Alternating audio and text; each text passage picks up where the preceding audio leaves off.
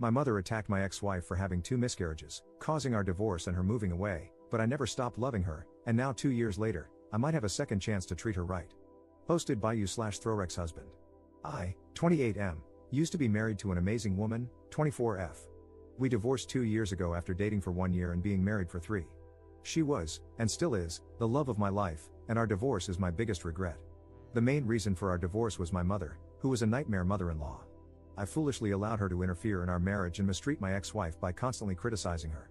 While I never called my mother to complain about my ex or sided with her against my ex, I should have enforced strict boundaries as soon as I realized she was a problem for us.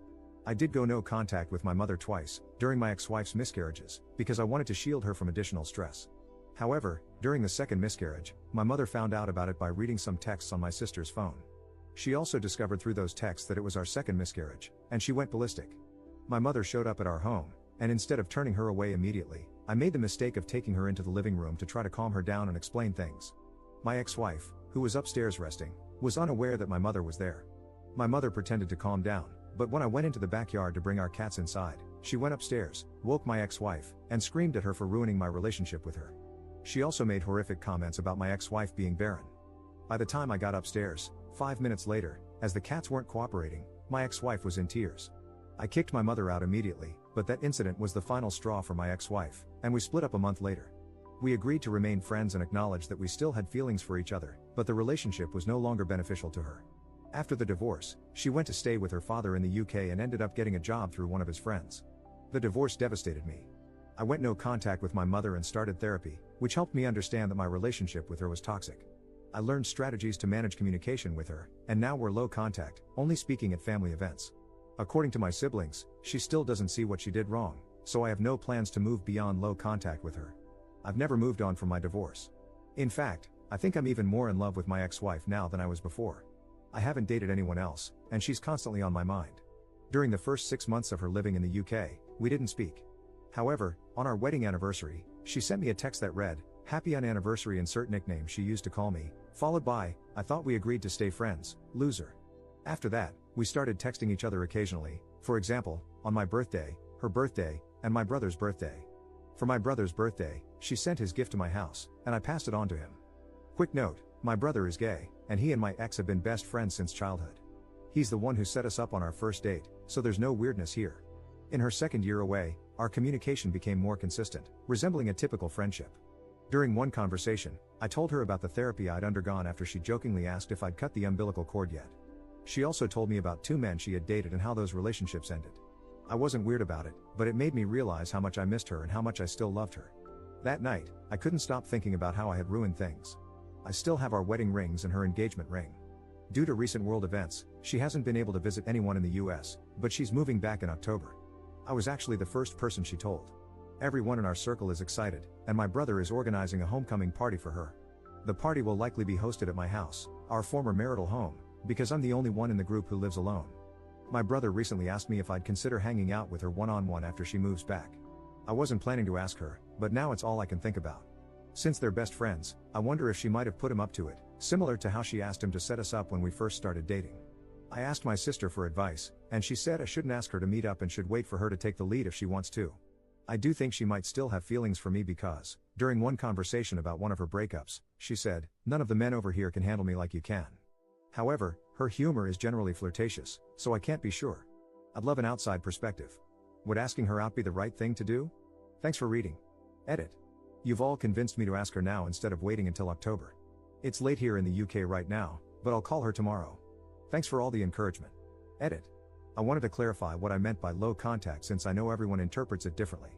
The low contact I have involves only saying happy birthday to each other in the family group chat. We're never the first to say it to each other, and the conversation doesn't go beyond that point. Whenever she approaches me at family events, which doesn't happen often anymore, she usually asks how I am and for updates on my life. I give her one-word answers and greyrock the rest. My therapist refers to this method as civil no contact, which I think is a more accurate term. She initially freaked out about no contact when my ex-wife first left and regularly blew up my phone. Low contact has been more peaceful. I'm aware this will likely change if my ex-wife and I get back together, and I'll be working with my therapist to create a plan for every possibility. I plan on returning to no contact after the phone call tomorrow, and I want to make it as safe and peaceful as possible. If a tiny bit of conversation is what it takes, I'm willing to do it. Update 1 day later. I asked if she'd like to come out to dinner with me when she gets back. She said yes. She even asked me what took me so long to ask, Lamau. She told me that if I hadn't asked her by the week before her return, she would have asked me out herself, so thank you guys so much for pushing me to call her. I feel like me making the first move is more meaningful, especially since I was the one who ruined our marriage. I'm literally on cloud 11 right now. We're planning to take things slow this time. We got engaged after 6 months the first time around, Lamau. I'm also going to be picking her up from THE airport. Should I bring her flowers? I also spoke to her about my mom. She was aware of the civil no contact arrangement I had, and she said she didn't mind if I kept it, but I made it clear that I don't want to anymore. I've only been tolerating my mom's presence for the sake of my siblings and their children at events, but I've decided to stop attending those events and instead celebrate important occasions with them separately. I'm hoping my nieces and nephews will harass my siblings about me being missing from their birthday parties so much that my siblings uninvite my mom, Lamau. I know I'm their favorite uncle.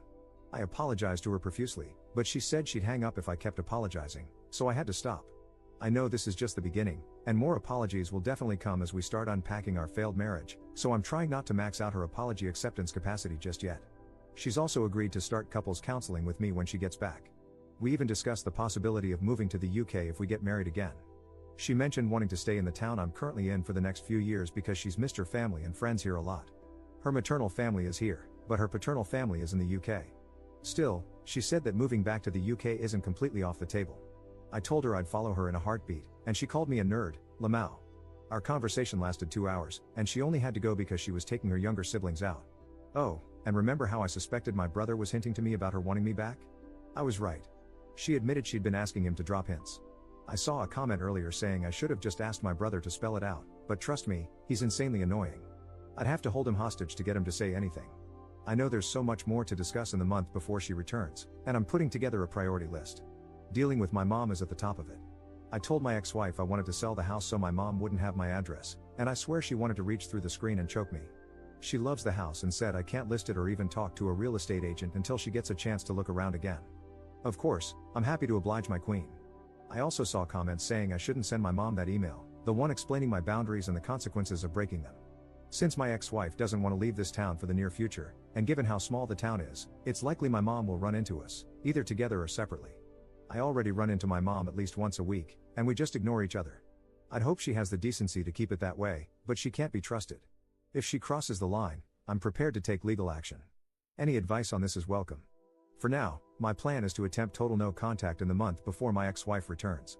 There are 4 family birthdays coming up, so it's the perfect time. My absence at all 4 events will definitely be noticed, and I'll get to see my mom's reaction. I'm also considering asking my brother and sister to sit her down and tell her not to bother me anymore, that I've decided to go fully no contact. I know some of you are mad at the civil no contact I've been doing, but it's helped me maintain the peace I needed for the past 2 years.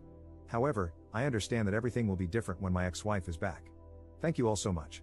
You're all invited to our second wedding. Edit. She found this post on Best Redditor Updates, Lamau. She called me a total nerd.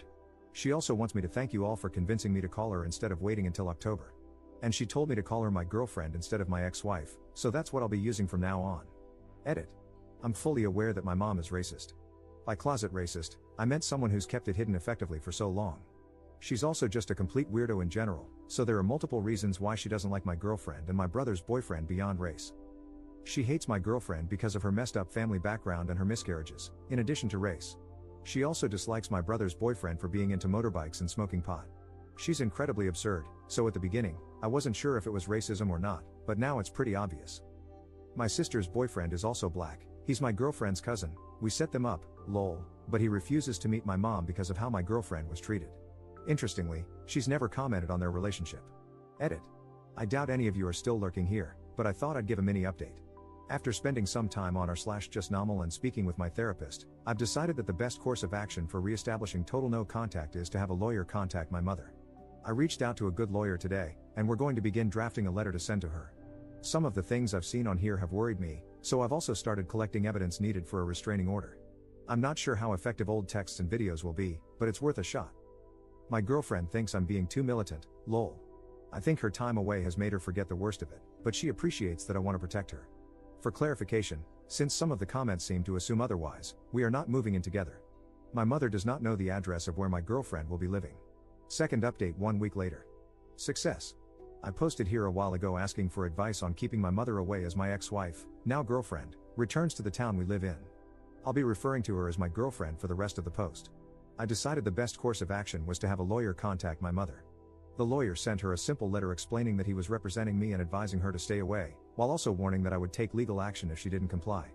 The lawyer said he had to provide a reason for the letter, so it briefly mentioned that I had entered a romantic relationship and didn't want her involved due to her past behavior. It did not specify that I had gotten back with my ex-wife. This sparked a whole fight with my parents and older siblings. My dad even showed up at my house to argue with me. He kept going on about how hurt my mother has been during the 2 years I've been mostly no contact with her. There was no mention of what she had done to me and my girlfriend. I like my dad, but he's a complete pushover who does whatever my mother wants. I didn't tell him I was back with my girlfriend, but I did tell him flatly that my mother's insane behavior during my marriage is why I want nothing to do with her now. He pulled the classic "she's your mother, she loves you, and you're really hurting her" argument, but I didn't back down. I explained that because the town we live in is so small and I already run into her regularly, there's a high chance I'd run into her while I'm with my girlfriend. I told him I didn't want her to lose control, so having a lawyer warn her was the best way to avoid escalation. I made it clear that the ball is in her court. If she respects my no contact, then this won't need to go further, and we can all live peaceful lives. Eventually, my dad agreed with me. Before he left, I also told him never to show up at my house unannounced again. He promised to explain the situation to my mother and tell her that if she behaves, I won't take legal action. My older sisters have all called me to insult me, but I sent them the same text telling them to mind their own business, and the harassment stopped. It's been a day since all this happened, and my father said my mother agreed to leave me alone. While I can't completely trust her word, it's a start, especially since last time I tried to establish no contact, she went off the rails. I've already spoken to a realtor about getting my house on the market by mid-October. I'd like to sell it sooner, but my girlfriend wants to have a look around first, so I'm waiting. I plan to move to a neighboring town where I can keep my job, see my friends, and stay in touch with the family members I'm close to. I won't be attending any family events where my mother will be present. Missing my nieces and nephews' birthdays will be tough, but I'll visit separately to give them their gifts. So far, so good, it's been a tentative success. There's still a month before my girlfriend returns, so I have time to handle any issues that might come up before then. To clarify, my girlfriend won't be moving in with me, and my mother doesn't know where she'll be staying. Here's to more successes. Third update 1 month 1 week later. Hello, everyone. Sorry for keeping you all waiting. My girlfriend has been back for a week today, and it's been the best week of my life. I picked her up from the airport last Saturday. I brought her a gigantic bouquet of daffodils, and we both cried, lol. Seeing and hearing her again in person was so surreal because I'm so used to speaking to her over video calls. Her accent has become more British now, and it's so cute. The drive back to our town was challenging because I had to keep my eyes on the road, but I wanted to look at her the entire time. We had the homecoming party at my place, our old marital home, on Sunday, and it was amazing. It felt just like old times when we were still married and hosted our friends. She stayed to help me clean up with my brother and, unfortunately, her older brother too, who does not like me. She wanted to come over and have a look at my house before I put it on the market, and we did that on Tuesday. It was extremely emotional, and we both ended up crying, especially when we got to the master bedroom. When she left, I moved my things into another bedroom, locked up our old shared bedroom, and basically forgot about it. I only went in about once a month to clean it, but other than that, it stayed locked. Our old rings, a few things she had left behind, and some items that were too painful for me to look at, like framed photos we had together, were in there. She ended up taking her old wedding and engagement rings to wear on a necklace, which was really touching because I thought she wanted to completely forget our previous relationship and start fresh. I'm happy to know that she looks back on our past together fondly despite it being a hot mess. Yes, if we do get married again, I will 100% be buying new rings. We've hired a counselor to work through our relationship, and our first appointment is next week, so wish us luck. I also have an appointment to get the house valued next week so I can sell it ASAP. My girlfriend is currently staying with a family member and is apartment hunting, so we also have some appointments next week to look at places for her. The coming week is pretty jam-packed for us. We won't be living together for a while so we can take things slower than we did last time. Last time, we got engaged after 6 months and married 6 months later. During the week she's been back, we've spent a few hours together every day, except when I'm working, apart from Wednesday. I know some of you will probably be wondering about my mother, and I have good news.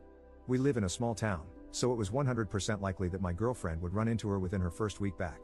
She ran into her on Wednesday, and my mother did not do anything. My girlfriend was out with her younger sister at Starbucks, and my mother noticed her, then turned around and went about her business like a normal person. I will never be open to re-establishing communication with my mother, but it actually looks like she's learned her lesson after 2 years of very low contact. Unfortunately, my lawyer said I probably wouldn't be able to get a restraining order against her, so I seriously hope she continues to behave. According to my siblings and father, she didn't even tell them she had seen my girlfriend. I need to clarify that my mother does not know we are back together, and I'm hoping to move to the next town over to keep it that way. Once again, thank you all for your support and encouragement. I will be eternally grateful that you convinced me to ask her out back then instead of waiting until now. She wants me to thank you all too. You're all awesome. Comment update 4 months later. We moved in together. My girlfriend couldn't find an apartment she liked, so we decided to live together again. Other than that, there are no new developments.